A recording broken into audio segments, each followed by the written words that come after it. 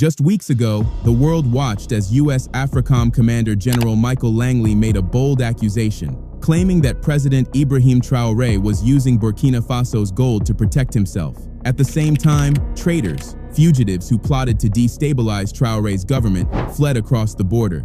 Their destination, Ivory Coast. And now, those two forces have aligned. General Langley recently met with the president of Ivory Coast, and out of that meeting came one chilling decision. This is the voice of Africa News. Welcome to Voice of Africa News, your trusted source for accurate and up-to-date news from across the continent. If you're visiting us for the first time, please like, share, and subscribe to stay informed and connected to the real stories shaping Africa. Your support helps keep our voice strong. Disclaimer: the content in this video is based on credible, publicly available sources, official statements, and other verified online materials. It is meant for educational, informational, and analytical purposes only. We do not promote hate, violence, misinformation, or political unrest. Our goal is to provide meaningful insight into current events, highlight local perspectives, and encourage informed discussion throughout Africa. Ivory Coast has recently inaugurated a new military base near its northern border with Burkina Faso, a strategic move aimed at enhancing regional security amid escalating threats from jihadist insurgencies in the Sahel region. The new base is situated close to the border with Burkina Faso, a region that has experienced significant instability due to the activities of armed jihadist groups. This location is strategic for monitoring and responding to cross-border threats and for bolstering the security of both nations. The establishment of the base involves collaboration with the United States, which plans to utilize the facility for deploying advanced drones like the MQ-9 Reaper. These drones will be instrumental in regional surveillance and intelligence gathering, thereby enhancing counterterrorism efforts in West Africa. The move comes in the wake of a foiled coup attempt in Burkina Faso, where the military government accused plotters based in neighboring Ivory Coast of orchestrating the plan. This underscores the complex security dynamics in the region and the importance of cross-border cooperation to address such challenges. This development also reflects a broader shift in foreign military presence in West Africa. Earlier this year, France officially handed over its last remaining military base in Ivory Coast to local authorities, marking a significant change in their bilateral relations and emphasizing Ivory Coast's growing emphasis on national sovereignty and modernization of its armed forces. The establishment of the new military base is a significant step towards strengthening regional security and counterterrorism capabilities. It demonstrates Ivory Coast's commitment to addressing the security challenges in the Sahel and its willingness to collaborate with international partners to achieve this goal. About peace, it's about positioning. During a recent high-level meeting, both nations finalized plans to establish a U.S. military drone base on Ivorian soil. But here's the twist. This plan didn't start yesterday. It began last year, right after Niger expelled U.S. forces from its territory. Since then, General Langley has made several documented visits to Ivory Coast, not for ceremonies, but for strategy. His goal? To solidify a new alliance and replace lost ground in Niger with new ground in Côte d'Ivoire. At the center of this strategy, the drone base, a surveillance hub that can keep eyes on the AES bloc, Burkina Faso, Mali, Niger, all of whom are rejecting Western control. So let's be clear, this isn't about fighting terror, it's about containing resistance, and the US has found a willing partner in a leader ready to trade regional loyalty for foreign favor. Back then, a report by French outlet Monde Afrique claimed that a U.S. drone base was being planned near Odiané in northern Ivory Coast. But when the story broke, AFRICOM's West Africa coordinator Kenneth Ekman was quick to deny it, claiming the U.S. had not yet committed to building a formal base. That may be technically true, but here's the catch. According to multiple reports, the U.S. operates dozens of unofficial, unacknowledged bases across Africa. Small, discreet outposts with no signs, no public records, and no accountability. And in many cases, not even the host country's government knows what's really going on inside them. Let that sink in. Foreign soldiers, foreign weapons. In a move that's drawing both praise and skepticism, the United States and Ivory Coast have jointly opened a new military base in the northern region of Ivory Coast, near the border with Burkina Faso, a volatile area increasingly under threat from extremist insurgencies. The base, unveiled in early May, is being described by military officials as a forward operating site, meant to enhance rapid response capabilities against a growing presence of jihadist groups in the Sahel region. This marks a significant step in Washington's expanding military involvement in West Africa. The ribbon-cutting ceremony was attended by U.S. General Michael Langley, commander of U.S. Africa Command, or AFRICOM, who emphasized that the new installation is part of a broader regional strategy to assist African partners in countering violent extremism. General Langley stated, quote, "We're here to build partnerships, not to project dominance, a message aimed at both allies and critics alike. However, the timing and location of the base are raising serious questions. Northern Ivory Coast borders Burkina Faso, a country that has recently seen 2 military coups and a sharp pivot away from Western alliances. The current Burkinabe leadership has increasingly aligned itself with Russia, expelling French troops and inviting in the Wagner paramilitary group, now rebranded as Africa Corps. Analysts say the new U.S. base could be seen as a strategic counter to growing Russian influence in the region, and potentially as a warning to other nations leaning away from the West.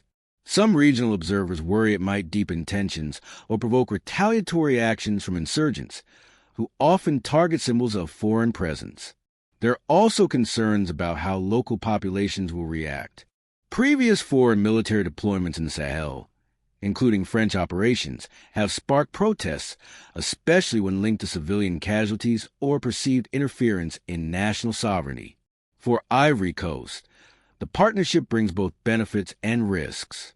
The country has remained relatively stable compared to its neighbors, and Ivorian officials say the base will help strengthen border security and improve intelligence sharing. But critics argue that a U.S. military footprint could also make Ivory Coast a target. Human rights organizations are also calling for transparency in operations and assurances that joint missions will respect international law and avoid civilian harm. As extremist violence spreads from Mali and Burkina Faso into neighboring countries, the strategic stakes in West Africa are rising. Whether this new base becomes a linchpin of regional security or a flashpoint for further instability remains to be seen. We'll continue following this story closely and bring you updates as developments unfold Terrorists on the ground. moved south. Their next stop? Mali. Already destabilized by the Tuareg rebellion, Mali became ground zero. From there, the violence spread like wildfire across Burkina Faso, Niger, Chad, and beyond. Not because Africa created terrorism, but because Africa was left exposed. The poorest nations, already overwhelmed by poverty and conflict, became the new battlegrounds. While the West built bases, gave speeches, and watched, the fires kept burning. So when they say they're here to protect Africa, ask yourself, protect who? From what? Because the real threat isn't just terrorism. It's the way global powers use that threat to justify occupation, to maintain control, to never leave. Now, back to the United States. As we've already said, terrorism is not reaching U.S. soil, not with the kind of defense systems they've built. So the idea that the U.S. military is in Africa to fight terrorism, that's a lie, a convenient one. In fact, let's say it boldly, the U.S. is profiting from terrorism. Yes, we said it. And if you really think about it, it makes perfect sense. Imagine a world without terrorism, a world without armed groups slaughtering innocent people, a world where leaders like Ibrahim Traoré don't have to divert resources into war. In that world, the U.S. military presence in Africa becomes irrelevant. Their trillion-dollar defense budget, unjustifiable. Their bases, pointless. And for countries in the Sahel, like Burkina Faso, development, not defense, would be the priority. But here's the uncomfortable truth. With all its satellites, drones, spies, and intelligence networks, the U.S. knows exactly where the terrorists are. If it wanted to eliminate them, it could. But after over a decade of boots on the ground, drone strikes, and counterterrorism programs, terrorism hasn't decreased. It's evolved, it's spread, it's gotten smarter. Today, some terrorist groups in the Sahel have websites, social media pages. They upload videos, issue statements, operate like corporations. Worse still, they now carry weapons more advanced than some national armies. Where are those weapons coming from? How are they operating so freely in monitored zones? And why, after all these years, has no superpower been able or willing to stop them? Ask yourself, who really benefits from an unstable Africa? Because if peace breaks out, a lot of powerful people lose power. And yet, despite everything, the US military continues to justify its presence in Africa. But let's ask the obvious. If terrorism has only grown worse, what is the US military actually doing here? This question isn't just rhetorical. It's the reason Niger kicked them out. You see, most people don't know this, but when the US sets up a base in an African country, the agreements are shocking. According to the terms, the US has no legal obligation to help defend the host country in the event of an attack. Let that sink in. So if Ivory Coast were attacked tomorrow by jihadist groups, the US military could simply do nothing, despite having troops and drones just miles away. Even more disturbing, the host country has no right to demand intelligence from the US, no access to surveillance, no insight into what's really going on inside those secretive bases. And perhaps worst of all, the government of that country is forbidden from interfering in US military affairs. So tell us again, what purpose do these bases serve? Because it's clearly not about protecting African nations. It's not about peace. It's not even about partnership. And General Langley already confirmed it. In his own words, the US military is in Africa for access and influence. So what does access really mean? It means access to Africa's gold, uranium, lithium, cobalt, and oil. It means tapping into cheap labor and unregulated markets. It means establishing military outposts in strategic locations, not to help Africans, but to control Africans. Because a military base doesn't need to fight to be effective. Sometimes it just needs to be close enough to pressure or pounce. And that's what's really happening here. This isn't security, it's strategy.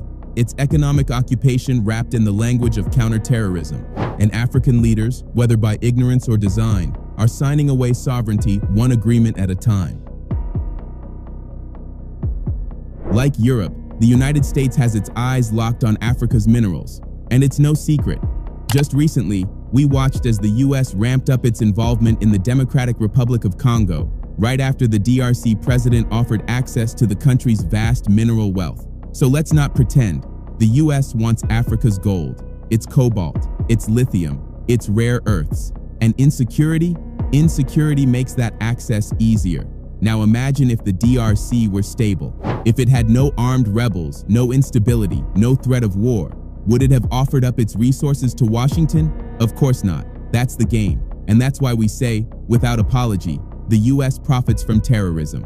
It doesn't want to end it. It wants to manage it. Because terrorism gives America something valuable: leverage. You see, with its unmatched military might, the US has a service to offer: security. And it doesn't offer it for free. From Africa to the Middle East, desperate nations ask for help, to train troops, to share intelligence, to protect borders. And in return, the US gets something even bigger: access to land, access to minerals, access to influence. That's it from us at Voice of Africa News, your trusted source for stories that shape our continent. If you found this update valuable, don't forget to like, share, and subscribe to our channel. Stay informed, stay connected, and be part of the conversation as we bring you the latest updates from every corner of Africa. Until next time, keep your voice strong and keep it African.